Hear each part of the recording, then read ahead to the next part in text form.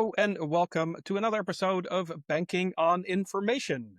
Today, my guest is Jon Waldman, who is president and co-founder of SBS Cybersecurity. Welcome to the podcast, Jon. Thank you very much for having me. It's a pleasure. Now, we start every episode with that very important question, so I'll have it for you as well. Why, Jon, do you do what you do? Our passion really lies in helping our clients and any organization really understand cybersecurity risk. So a lot of the humans at the companies that we work with, most of which are in like regulated industries and a lot of financial institutions, a lot of banks, it's where we grew up. They're not cybersecurity experts. They're experts in the day-to-day businesses that they run and experts in how to make money, how to run a business from that perspective. So as we grew up in banks, we started trying to help our clients understand that the same way that we look at cybersecurity risk is the same way that they look at loan risk. How do you marry those things up? Because banks are experts at lending. That's what they've done for hundreds of years. So how do we look at cybersecurity in the same vein as that? So that's kind of our goal. Our why is to really help our clients understand not just the risk around their technology, but that they are technology companies today. And that there's a risk of doing business, but there's always a way to mitigate that risk, much like all of the other things that we do in the world of risk management. So you're passionate about helping your customers be safe from cybersecurity threats. And obviously that is not their core business. So that's why you are there as their partner to help them out and identify what those risks are. Yeah, exactly right. What is the number one use case that you help solve for? We're more of your cybersecurity GRC company, which is governance, risk, and compliance. Yep. So we have a couple different use cases and problems that we solve from that perspective. But really how we grew up was helping our clients build and manage information security programs. Yeah. So in the regulated industries we work in, most of those clients are required by law or by regulation to have a documented written information security program that says, hey, this is how we're going to protect customer information. That's our number one use case is building and managing that information security program to include things like overall cyber risk management. There's a variety of different risk assessments that we help our clients with, whether it's IT risk assessment or vendor risk assessment or business impact analysis. And we do also a lot of training and education from a roles and responsibilities up and down the food chain perspective. Second use case is that we help our clients test their information security program. Yep. So we help upfront planning and preparation, and then the back end testing and validation. So we're testing people, processes, and technologies in a variety of different ways to make sure that clients are doing what they say they're doing and that it's enough to protect their customer information. So that can look like a traditional IT audit, a vulnerability assessment, a penetration test, to kind of some of your next gen testing, whether that's a Microsoft 365 security assessment or doing some cloud testing today, web app testing, password cracking, or even full red team testing where we're trying to get in over a period of time to any organization physically or electronically, digitally, through a variety of different means. And then the third use case is our cyber risk management software, which we call Track.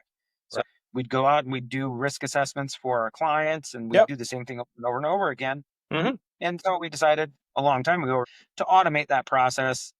And so it helps our clients do an IT risk assessment or a vendor risk assessment, or even a overall organizational cybersecurity risk assessment, like a NIST CSF 2.0 or a CRI profile risk assessment, faster, more repeatably, and with instant reporting. So going back to that, why do we do what we do? We develop that so our clients can really help themselves make the right decision around what to do next from a cybersecurity perspective. So that's kind of how our risk assessment is really designed to say, hey, here are the things that you should be doing next. So you're really that trusted advisor that helps with several use cases, but you're always the one helping think through the strategy, but then also making sure that you roll up your sleeves and help them out, actually doing it and testing and checking. That is quite valuable. How do your customers, in their words, how do they say that brings value to them? What do they tell you when they work with you? A lot of that is, well, we couldn't do what we do without you guys, Yep. but that is expertise Hmm. related. Kind of again going back to that first thing that we were talking about, where Yep. most of the companies that we work with don't have experts in these roles, Yeah. or even if they do have experts in these roles, there's so many responsibilities from an information security perspective. If you look at the job description for a CISO as an example, it's Yep.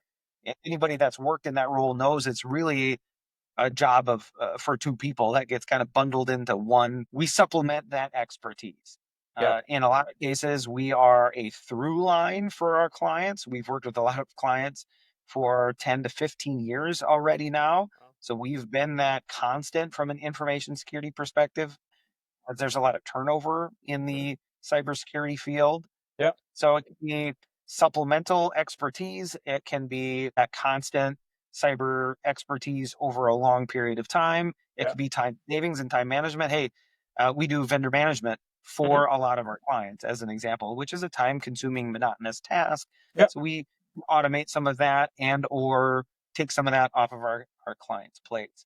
Yeah. And then on the testing side, everybody should have independent third-party testing to make sure that we're doing what we should be doing to keep bad guys across the internet out of our networks. So having some uh, valid third party, experienced third parties come in and help with that is pretty important as well.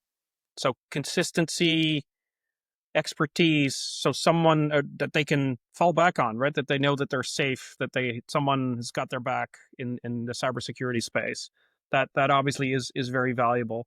Now, I like to do this thing called futures thinking, which we don't know what the future is going to be, but we can think about what a possible future could look like. So if we think 10 years out, um, 2035, what would be a possible future that you could see from a cybersecurity perspective?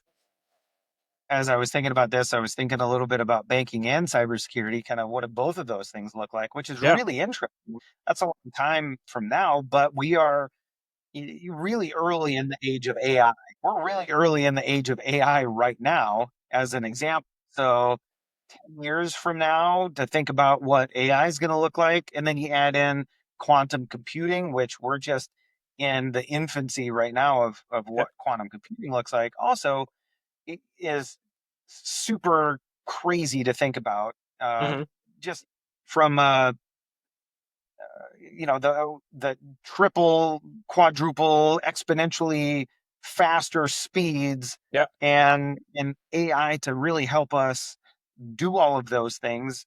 Yeah. Uh, Pretty wild when you start really thinking about that. But Yeah. like, are we going to do everything with our voice?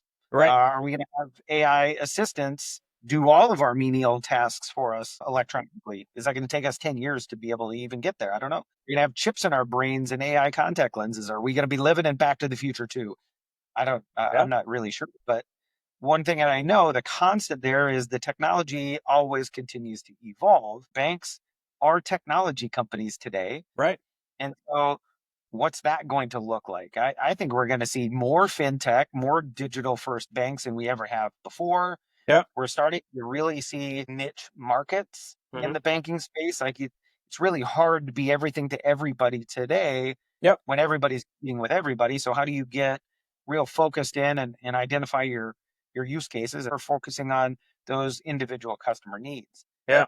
Uh, and then you kind of also think like 10 years from now, the next gen of banking customers are going to be in high school. And, we're already in an era where young people have grown up not knowing what life was like before technology. They've had it the whole time.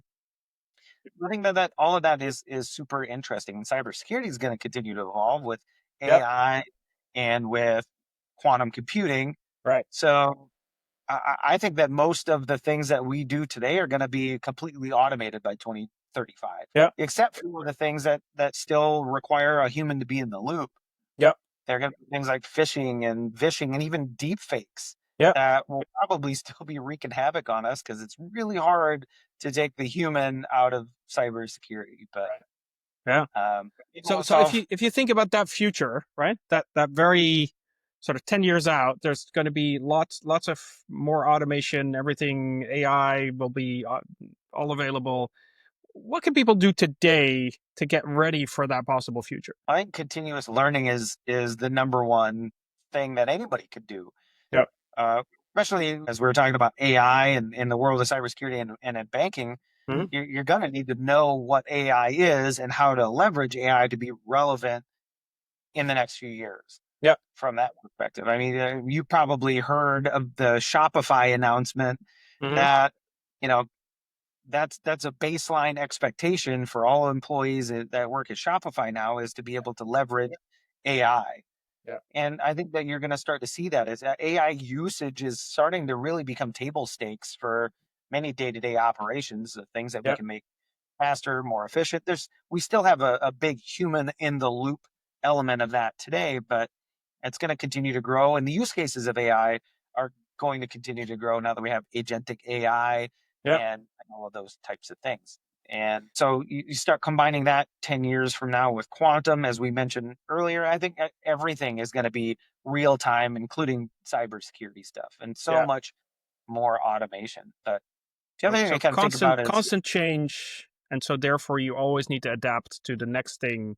Um, I also always think that unfortunately the bad guys also have access to all the technology. So whenever they get access to it, you can't just sit and wait because they will use the technology against you, which is why you need to constantly learn and make sure that you're ready to protect against what's coming.